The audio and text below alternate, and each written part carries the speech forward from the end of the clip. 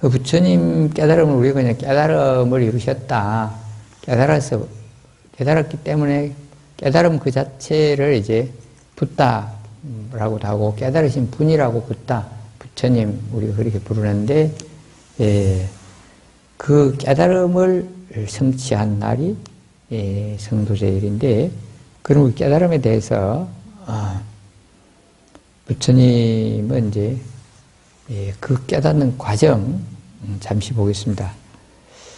삶의 모든 고통과 즐거움은 원인이 있다. 원인이 된 지난 삶이 어떠했을까? 6년 동안 주로 고행주의, 고행을 시키는 그 당시 수행자들을 찾아가서 석가모니 부처님은 몸을 학대 내지는 괴롭히는 그런 극기, 몸의 힘겨움을 이겨내는 그런 걸 했어요. 그래서 경전에 보면 밥 한 술을 먹고 며칠 견뎠다. 대추 하나를 먹고 견뎠다. 그렇게 배고픔을 참아보기도 하고, 또 우리 보통 사람들은 이제 밥 먹고 옷 입고 자기 온도에 맞는 어떤 사람들이나 그런 걸 맞추어서 살아야 돼요. 그런데 이제 대학 밑에 앉아서 몸을 극기하거나, 또는 보통 이 사람들은 또 짐승과 달리 자주 몸을 씻어야 되죠. 그걸 안 씻고 얼마 동안 견디보거나, 이런 몸의 한상을 견디는 그런 고행을 했고, 그 등등 여러 가지 고행을 했는데, 그런 고행을 그 지도자가 하라는 대로 다 해보고 체험을 해봤지만, 노병사를 벗어나야 되겠다는 게 부처님이 출가한 목적입니다. 더 중요하게 말하면, 왜 사람이 죽어? 나는 안 죽는 길을 찾겠어. 그런 것입니다. 여러분, 안 죽는 길을 찾겠다. 나는 안 죽겠다. 그런 생각 해보셨습니까? 죽기는 죽는데 언제 죽을지 모르니까 그런 걱정 몰라 해. 그래 하고 살죠. 솔직히 말해보세요. 오늘 매일같이 언제 죽을까? 나는 죽을까 안 죽을까? 어떻게 죽을까? 그 생각만 빠지면 안 편하겠죠. 그러나 죽음이 다가오는 것은 사실이고 있다는 것은 다 믿잖아요. 있는데 고다마 시달타 이 왕자는 안 죽을 수도 안 있겠나, 그걸 찾아보겠다, 그런 의지로 출가했습니다. 부왕이 왕의 자리 물려줄 테니까 제발 좀 이 집을 떠나지 말아라, 그렇게 말씀하셨을 때도 안 죽는 길만 해결해 주면 나는 그 길로 안 가고 여기 왕궁도 지키고 가족도 지키고 왕위도 지키고 할 수 있습니다. 그러나 그것이 해결 안 되면 저는 그 길로 가야 됩니다. 이게 부처님 출가의 의지입니다. 그렇게 6년 동안 그 길을 했지만 죽음을 면하는 방법이나 길을 찾지 못했습니다. 그래서 이제 고행을 그만두고 몸을 정상적으로 음식을 먹고 목욕도 하고, 그리고 이제 가만히 보리수 나무 아래에 앉아서 지금까지 내가 이렇게 살아왔는데 그 지난 시간을 계속 내 마음을 고요히 생각을 고요히 하고 잡념을 부리고 지난 시간을 거슬러 쭉 봤어요. 그래서 여기 그런 대목이 나옵니다. 보살은 그렇게 지난 시간으로 쭉 거슬러 가다가 전생을 보게 되죠. 고요한 삼매에 되니까 전생이 보였어요. 그래서 삶을 기억하는 알을 얻기 위해 자유롭고 흔들림 없는 마음을 쏟고 기울였다. 이게 고요한 삼매경지에 들었다는 겁니다. 그러자 지난 생애가 기억났다. 보살은 맑고 고요. 여기 보살이라는 말은 깨닫고자 하는 사람, 깨달음으로 가는 사람, 이런 뜻입니다. 여기서는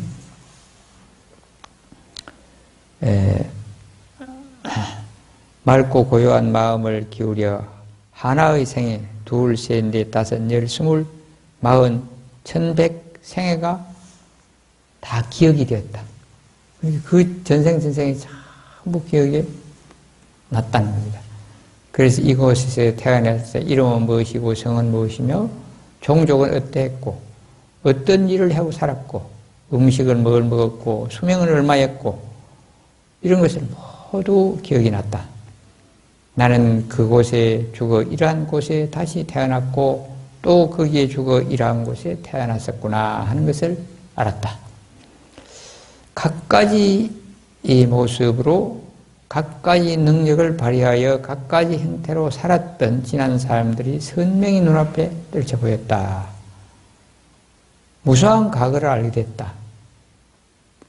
그래서 숙명통을 얻었다. 이제 전생을 훤히 아는 것을 이제 숙명통이라, 전생을 아는 훤히 꿰뚫어 보는 신통, 능력이 있었다. 이걸 우리가 한자말로 숙명통이라고 합니다. 그렇게 되셨고요. 그래서 모든 삶에는 결과가 있다. 중생들은 죽어서 어떻게 될까? 보살은 모든 삶에 결과가 있다. 중생들은 죽어 어떻게 될까?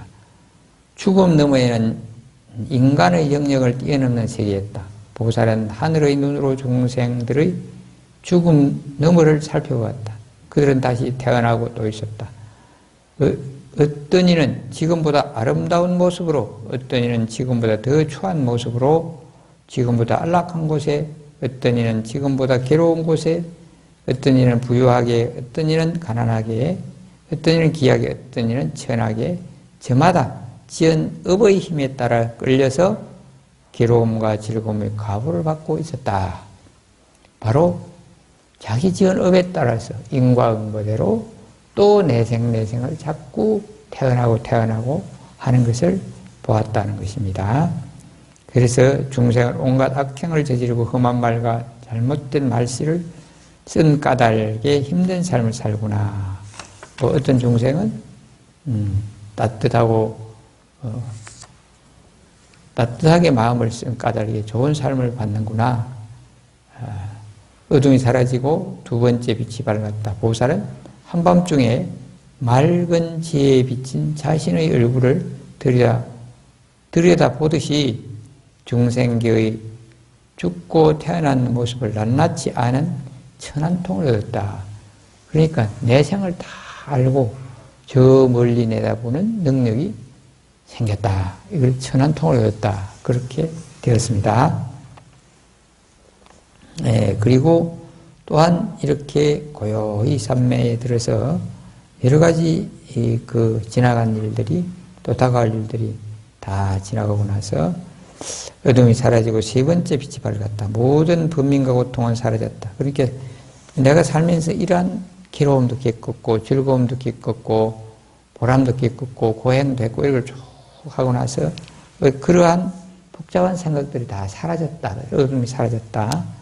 그리고 밝았다. 모든 번민과 고통은 사라졌다. 청정한 삶을 완성되었다. 깨달음을 완성한 보살에게 더 이상 번뇌는 남아있지 않았다. 보살은 다시는 번뇌의 고뇌와 생존으로 뛰어들지 않게 되었음을 스스로 알고 스스로 보게 되었다. 그러니까 이 괴로운 생을 받는 데서 벗어나서 자유롭게 되었다는 것입니다. 이러한 윤회를 하는 데서 이미 뛰어넘었다. 그런 것입니다.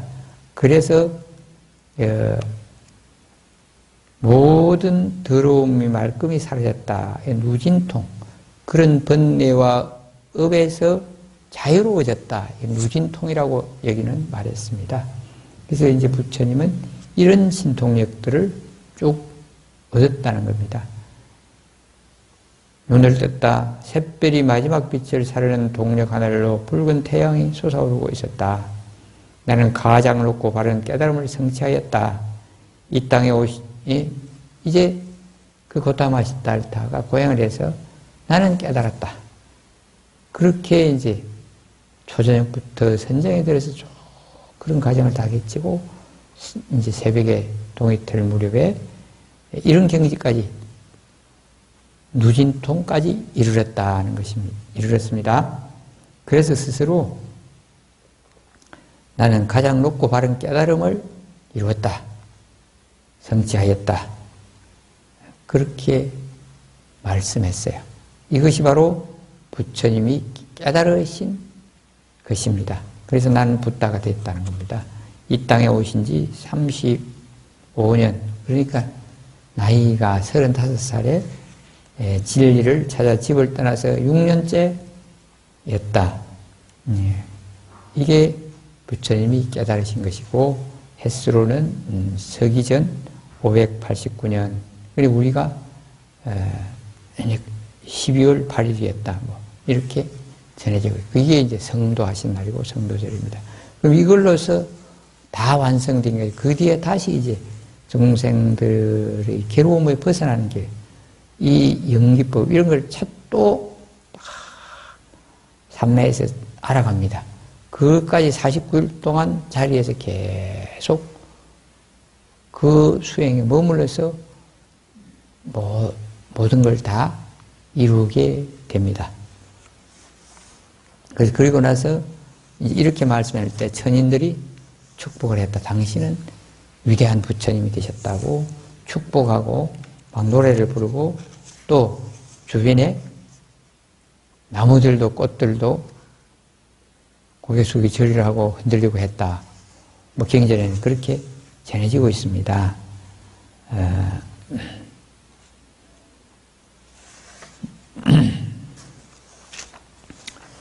이제 그 다음 성도 후에 그러면 이 과정을 지난 다음에 뭘 어떻게 하셨는가? 바로 전인들과 보살들의 찬탄을 받은 부처님은 보리수 아래에서 7일 동안 움직이지 않는 채 해탈의 즐거움을 누렸다. 이제 이 윤회의 고행에서 벗어난 것에서 그 기쁨을 누렸다는 것입니다. 마지막 밤이 끝날 무렵 부처님은 일어나는 것을 일어나는 그대로, 사라지는 것을 사라지는 그대로 명료하게 사유하셨다. 그 뭔가 하면 이런 생각이 몰려오면 몰려오는 대로 환히 관찰하고 하고, 이런 생각이 사라져가면 사라져가는 그대로를 환히 보았다는 겁니다. 그 생각과 마음에서. 우리가 그냥 성도 간단한 말로 하지만 뭐가 어떻게 됐는지 좀 알아야 우리가 이렇게 말을 하지 않겠습니까? 그래서 이 세상 사라진다, 생겨난다, 이것은 자기 생각 속에 그런 것도 있지만 이 자연의 생명이 태어나고 자연이 움직이고 이런 전체에 대해서 이제 가만히 생각하고 알게 됐다는 겁니다. 그래서 그걸 이렇게 적어놨어요. 이것이 있으므로 저것이 있고, 이것이 일어남으로 저것이 일어나고 난다. 이것이 없음으로 저것이 없고, 이것이 사라짐으로 저것이 사라진다. 그러니까 모든 것이 이 하나의 혼자가 태어나고 없어지고 생겼다가 없어지고 하는 게 아니다. 전부 연계적으로 되는 것이다. 그런 것입니다. 그걸 부처님은 훤히 꿰뚫어 보았다는 것입니다. 사실 그대로 알지 못하는 무명으로 인해, 이게 이와 같은 진리를 알지 못하는 것을 무명이라고 표현했어요. 알지 못하는 어리석음이라, 그걸 여기 한자로는 무명이라고 표현을 했는데, 무명으로 인해서 행이 있다. 의욕을 일으키고 조작하는 행으로 인해 식이 있다. 그러니까 앞으로 어떻게 될 것인가, 이 나고 죽음이라 전개되는 그런 걸 모르기 때문에 그냥 생각을 하거나 말을 하거나 행동하는 것을 막 했다. 이게 행이 있었다. 이 말이에요. 그건 뭐 짐승이고 사람이고 마찬가지겠죠. 행이 있었다. 행이 있다. 의욕을 일으키고 조작하는 행으로 인해 식이 있고, 들어야 되겠네, 먹어야 되겠네. 그런 거에, 그런 행동을 통해서 인식, 이러이러한 판단이나 생각이 인식이 있고, 그 인식 작용으로 해서 내 명색, 이름과 행색 있고, 관념과 물질 명색으로 인해서 육입이 생기게 됐다. 우리의 6감각기관이 생기게 되고, 외부 대상을 받아들이는 육입을 해서 이제 차다, 따뜻하다, 저거는 좋다, 안 좋다, 이런 것들이 촉이 생기게 됐다. 외부 대상과 만나는 촉으로 인해 느낌이 있고, 좋고 싫은 느낌인 수로 인해서 좋아한다, 갖고 싶다, 그렇게 하고 싶다, 이런 애착, 애가 생기게 있다. 애타는 욕망인 애로 인해서 치가 있다. 고집하고 집착하는 지로 인해 유가 있다. 삼계를 윤회하는 존재인 유로 인해 우리가 태어난다. 태어남이 있다. 태어남인 생으로 인해 늙음, 죽음, 슬픔, 고통, 근심, 갈등이 한꺼번에 있게 된다. 이와 같이 괴로움의 무더기가 모두 일어나는 것이다. 괴로움들이 생기는 것이다. 이렇게 알았습니다. 이걸 우리 흔히 말하는 12연기법의 한 과정이고, 이걸 또 역으로 지금 갈등이 생기고 괴롭고 한 것은 생이 있었구나, 생이 있는 것은 유가 있었고, 유가 있는 것은 지로 인해 됐구나, 이렇게 순관과 역관으로 다 꿰뚫어보고 아시게 됐어요. 이게 이제 첫째 날에 부처님께서 사색에서 알게 된 것이다. 12연기의 진리를. 그래서 둘째 날은 또 자리를 온 거 아짜빨라 나무 아래, 좀 다른 나무 아래로 가서 명상에 잠겼습니다. 그리고 이제 한 바라문이 다가와 위다의 삭고 콘노를 했다. 곧다마의 어떤 바라문이고, 바라문의 특징은 무엇이라고 봅니까? 스스로 악을 멀리하고 신분을 뽐내는 콧노래를 부르지 않으며 번뇌에서 벗어나 자기를 다스릴 줄 아는 사람, 그가 바라문입니다. 청정한 삶을 살며 위다를 깊이 공부하는 사람, 그가 바라문입니다. 그런 사람이야 이라야 바라문이라 할 수 있고, 세상 어디를 가도 비난받지 않을 것입니다. 셋째 날은 어떤 그 바라문은 그 시대의 성직자로서 그런 확실한 신분과 지위를 가진 그런 사람들, 그런 경지를 이렇게 느꼈다는 것이고, 넷째 날에는 이제 긴 세월 동안 고행해서 부처님이 되었으니 이제 편안한 열반에 들어서 이제 이런 사람들이 또 신들이 와서 또 마음에 그런 게 일어났어요. 그래서 부처님이 이제 그 마왕이라고 나와요. 그러니까 이 깨달음을 완전히 이루고 이 깨달음으로 사람들을 교화하고 하는 것을 이 마왕은 방해하는 존재, 그걸 마왕, 마구니 그렇게 보는데, 마라, 인도 말에서 마라라고 했어요. 저 벽화에 보면 아름다운 여성이 막 춤을 추면서 요염하게 그렇게 하고 막 화살이 날아와서 오는데 꺾이고 연꽃이 되고 그런 그림이 있습니다. 그게 이제 여기 지금 전개됩니다. 이렇게 힘들게 부처님 됐는데 이제 고요하고 평온한 경지에 그러면 가시면 됩니다. 더 이상 깨달음을 더 찾으려고, 더 산책하고, 더 좋은 걸 찾으려고 하시지 말고, 또 이걸 펼쳐서 막 사람들이 가르치려고 하시지 말고, 그냥 고요하고 평온한 그 깨달음을 이루어서 열반의 경지, 생사해탈을 보잖아요. 그 경지에 그만 계십시오. 그런 뜻으로 말씀했어요. 그 마라. 이제 다른 종교에서는 악마라고도 해요.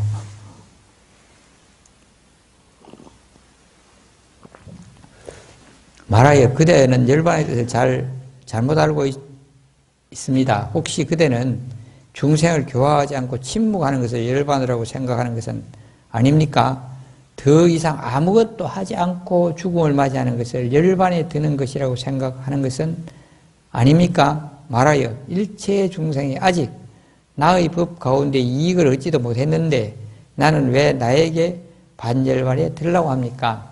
그러니까 나는 이 깨달아서 이 편안하고 행복하고 생사의 고통에서 벗어나고 살면서 번뇌와 고통에 찌들리 힘겨움하는 것을 벗어나도록 해야 되겠는데 그런 걸 하지도 않았는데 내보고 왜 그 평온하고 고요한 열반에 들으려고 하느냐. 그게 반문합니다. 그건 아니라는 뜻이죠. 그렇게 이제 거절했습니다. 그 마왕의 뜻을 거절했어요. 그러면서 이제 그 5번째 날에는 이제 무잘란다 나무 아래에서 법의 즐거움 또 다른 나무로 옮겨서 그 고요한 선정이 들었고 명상 그리고 그 지금까지 있었던 기쁨, 희열을 느끼고 있었다는 겁니다. 법의 즐거움 이걸 희열 고요한 상태에서 느끼는 즐거움입니다. 우리가 보통 즐겁다 그러면 우리 보통 사람들은 뭐 오간으로 느끼는 향락 입으로 마시는 뭐니까 즐겁다. 귀에 뭐 좋은 소식, 좋은 음악 들으니까 즐겁다. 저 꽃을 보니까 즐겁다. 그 다음에 이성을 막 안고 사랑하는 그런 행위를 하면 즐겁다. 이런 걸 즐겁다고 하는데 이 법열은 그런 거를 전혀 없이 마음이 고요하고 평온한 상태가 그런 향락보다 훨씬 더 크고 기쁨이 더 오래가고 더 완전한 것이다. 그걸 법열이라고 여기 말했어요. 그 법의 즐거움, 법열을 누릴 때였다. 때 아닌 폭풍이 불고 폭우가 쏟아졌다. 그러자 그 인도에는 계절에 따라서 좀 다르긴 하지만 폭우가 막 쏟아질 때가 있고 특히 이제 이 부처님 깨달은 때가 이제 겨울이죠. 거기도 계절 변화는 있어요. 우리만큼 영하로 내려가고 그런 건 없지만 인도에도 그러니까 그때도 막 비가 막 내리기도 하고 약간 춥기도 하고 그랬겠죠. 그러자 폭우가 쏟아져. 그러자 나무에 의지해 살던 무짜란타 용이 나타났다. 무짜란타는 자신의 몸으로 부처님의 몸을 감싸고 머리를 부채처럼 폈다. 거센 비바람과 추위에도 철갑 같은 무짜란타는 비늘을 뚫지 못했고, 그 비가 그 비늘을 뚫지 못했고 빈틈없이 살피는 매서운 눈매로 짐승과 벌레들이 얼씬도 못했다. 이래 동안의 폭우가 그치자 무짜란타는 부처님을 감쌌던 몸을 풀었다. 여전히 염려와 경계의 눈빛을 놓지 않는 무짜란타에게 부처님은 따스한 목소리로 말씀하셨다. 법을 깨달아 마음이 기쁜 자는 홀로 있어도 행복하단다. 이 세상의 어떤 생명에게도 적의를 품지 않고 자비로운 마음을 갖는 자는 행복하단다. 모든 욕망의 굴레에서 벗어나 나라는 교만한 마음을 던져버릴 때 그 누구보다 행복하단다. 이렇게 그 무잘란타에게 말했는데 여기는 용이라는 용어를 썼는데 이제 이 부분에 대해서 제가 인도 성지순리를 하고 본 걸 한번 말씀드리겠습니다. 이 부처님 깨달은 지역이 가야라는 지역이고 지금 초도시가 있어요. 거기 조금 옆에 외곽에 이 부처님 깨달은 나무숲이 있었는데 그거를 부처님 깨달았다고 해서 그 후에 이제 부다가야 깨달으신 가야다 그렇게 말해요. 부다가야에 대보리살라는 큰 탑이 있습니다. 탑 높이가 대략 우리 이런 아파트 건물로 한 4, 5층 되려나? 강국자 그 정도 높이 되겠지? 52m. 4, 5층보다 훨씬 높네. 예. 그렇게 큰 집이 있고, 외곽에는 막 모자이크처럼 된 온팡온팡 거기 또 다 작은 부처님 상들이 다 있어요. 있고. 그 탑 속에 또 법당이 있는데, 거기도 지금 요즘 가면 불상이 모셔져 있고 한데, 거기가 이제 대보리사라는 부처님이 물론 열반하신 후에 지어졌을 겁니다. 훨씬 뒤에. 그런데 거기에 우리가 참배를 갔을 때 그 대보리사 위에 큰 성곽 같은 그런 담장이 있고 그 안에도 작은 탑들도 있어 있는데 그 담장 밖에도 큰 연못이 있습니다. 연못이 뭐 엄청나게 큰 연못은 아니고 아마 그 못이 물론 우리 절도량 한 1000평, 그래 안 될, 1000평은 되려나 1000평도 안 될 겁니다. 몇백 평 되려나 그런 정도의 큰 못이 있어요. 사각형 저수지가 있는데 그 저수지 중심에 불상이 딱 있습니다. 부처님이 딱 앉아 계시는 자상이 있고 그 자상에 밑에 뱀이 딱 둘러가 있고 등 뒤로 올라와서 그 코브라 뱀이 이렇게 딱 부처님 머리를 덮고 있어요. 그게 이때 방금 읽은 이 무잘란타가 부처님 몸을 7일 동안 보호해 주셨던 것이 그대로 재현해서 만들었다는 겁니다. 그래서 우리 그 나라에 가면 불상, 법당에 불 하나 뭐 불상 옆에 용이라는 게 없습니다. 전부 우리가 소위 말하는 코브라는 머리가 삼각형된 큰 뱀이 있어요. 그 뱀이 실제로 부처님이 그 비바람 축구할 때 보호해 주셨다라고 기록이 되어 있고, 그래서 그 남방불교에는 부처님 옆에나 벽화에는 꼭 뱀이 있습니다. 어떤 데는 뭐 3마리도 그리고 7마리도 그리기도 했는데 실제로 이 기록들은 그 한 마리가 부처님의 몸보다 더 크게 막 머리를 펼쳐서 이렇게 보호해 주었다라고 전해지고 있는데, 근데 중국 문화권에 오면서 뱀이 없고 용이 등장했습니다. 그것은 이제 문화를, 그 문화를 포용 섭렵하고 살짝 바꾸었다. 뭐 그렇게 볼 수도 있겠습니다. 중국에는 뱀을 싫어하고 혐오하고 용이 최고의 신, 최고의 위력이 있는 신으로 했기 때문에 그 뱀을 살짝 용으로 바꾸지 않았을까요? 그건 제 추측이고 일부 학자들도 그런 이야기를 하기도 합니다. 그래서 그거는 상식으로 아시라고 말씀드렸어요. 그리고 이제 여섯째 날은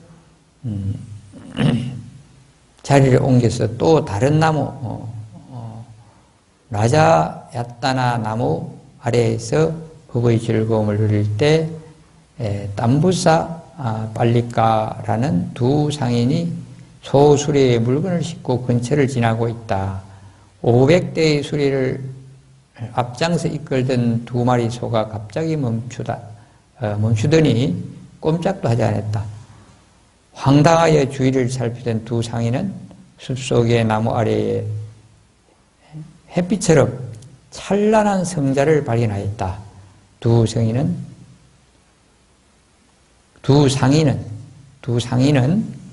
양식으로 사용하던 곡물 가루와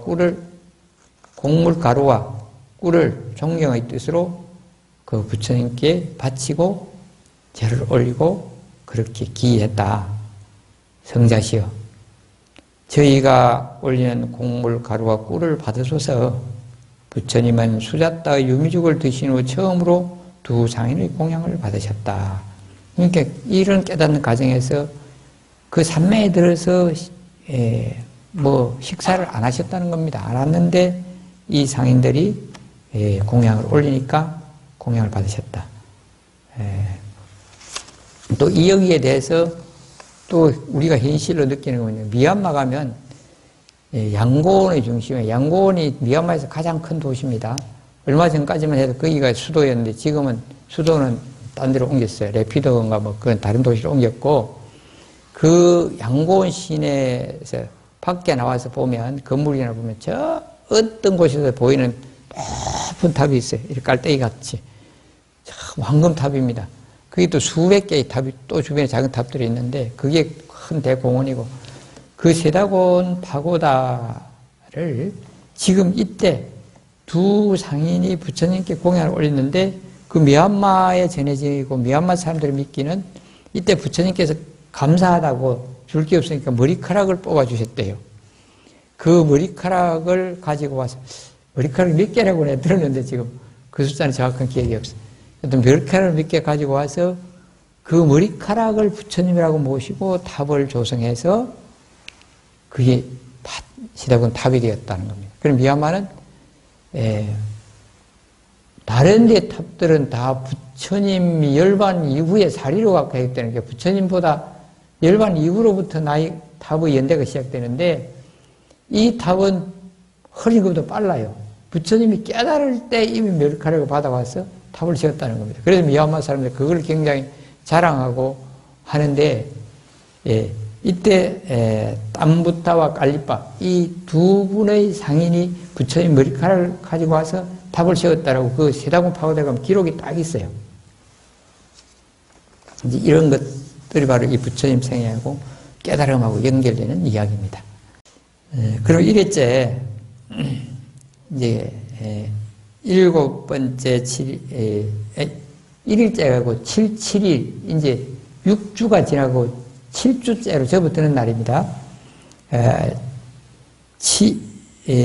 일곱 번째 7일을 다시 아짜빨라 나무 아래에서 보내셨다. 그러니까 우리는 그냥 보리수 아래에서 성도하셨다 이렇게 줄 알고 있는데 이제 정확한 부처님 생애 기록들을 보면 7일마다 나무가 달라졌다는 겁니다.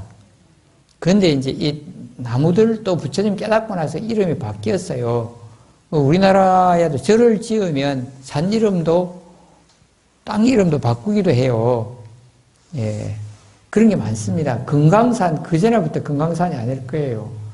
불교가 들어오고 금강 중에 금강산이 됐고, 그런 지명이 많이 있습니다. 예. 그 나무를 바꿔가면서 앉으셨다는 겁니다. 그래서 나무 아래에서 보내시던 그때 범천의 근청이 있었다. 하늘나라의 신이 이제 권했다는 겁니다. 그래서 이제 부처님은 중생들의 실상을 보고 진리를 설파하려던 마음을 조금 주저하셨다.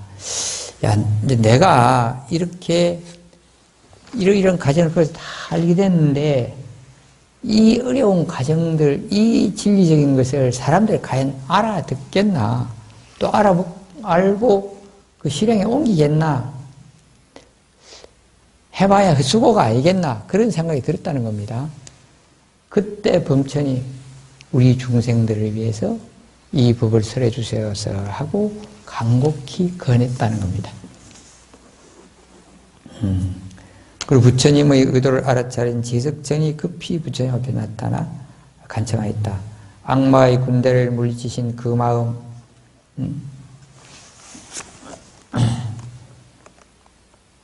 월식을 벗어난 달과 같습니다. 자, 어서 일어나 주십시오. 지의 빛으로 세상의 어두움 비추소서. 그렇게 찬양하면서 이 세상을 위해서 그 깨달으신 법을 잘 말씀해 주셔서 하고 권유를 드렸다는 겁니다. 그래서 여전히 침묵을 지키신 부처님 앞에서 범천은 간절한 마음으로 노래했다. 또 한 번 더 답이 없으니까 또 한 번 더 말씀했어요.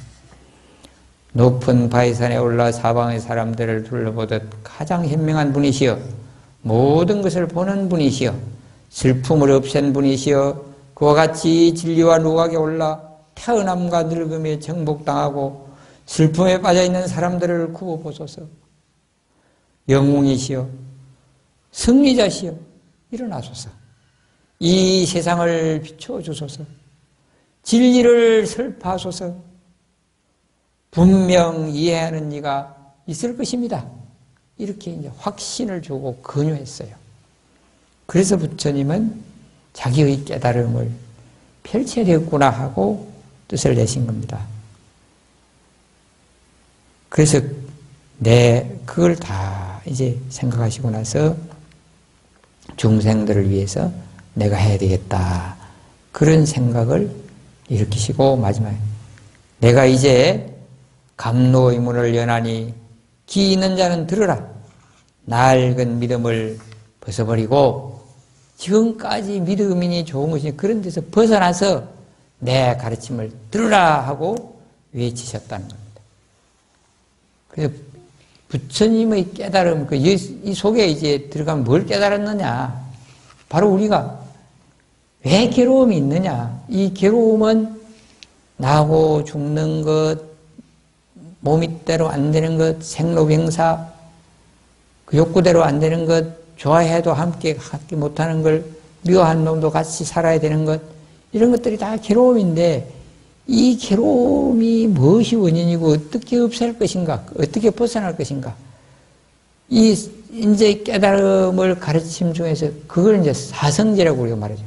성스러운 괴로움이라는 걸 알고, 괴로움이 왜 생기는가를 알고 괴로움을 없애는 길을 알게 해준 것이 사성제입니다. 그 길이 바로 팔정도입니다. 이래서 사람들에게 이 사성제와 팔정도를 행함으로 해서 우리는 괴로움에 벗어난다. 이렇게 설파하시고 가르치셨는데 오늘 시간이 너무 길어서 이건 다음에 말씀드리기로 하고 오늘 성도들은 그 깨달음을 이루시고 내가 법을 펼치겠다. 여기까지만 하겠습니다.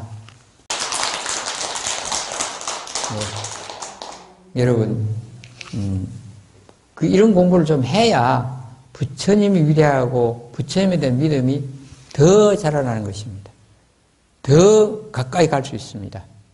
그래서 유튜브로도 보고 절에 와서도 더 듣고 또 절은 많은 사람이 기도하고 많은 스님 기도하고 많은 스님 설법하고 많은 영가도 천도하고 그런 것 때문에 더 기운이 좋아서 집에 하는 것보다 더 좋아요. 그러나 집에서 직장에서 올 형편이 못 되는 사람은 방 안에서 사무실에서 유튜브를 보고라도 부처님 법을 공부하는 것입니다. 여러분 깨달음을 알아서 괴로움에 벗어나고 행복하십시오. 마치겠습니다.